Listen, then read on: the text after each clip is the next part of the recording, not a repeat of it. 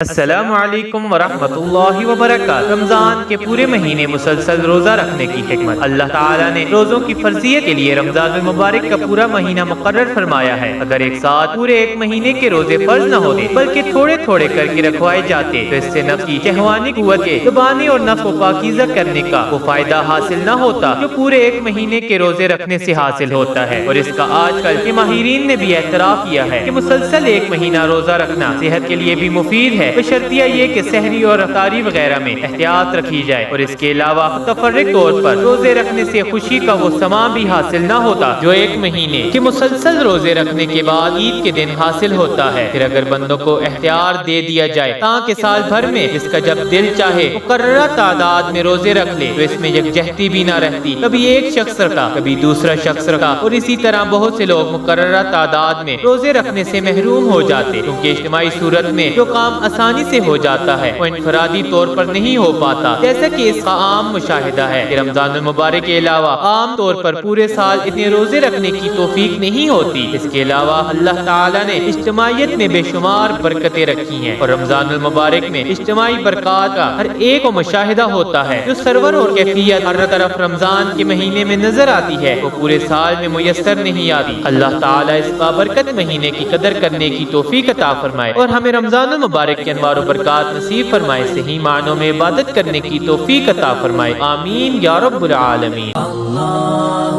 اللہ اللہ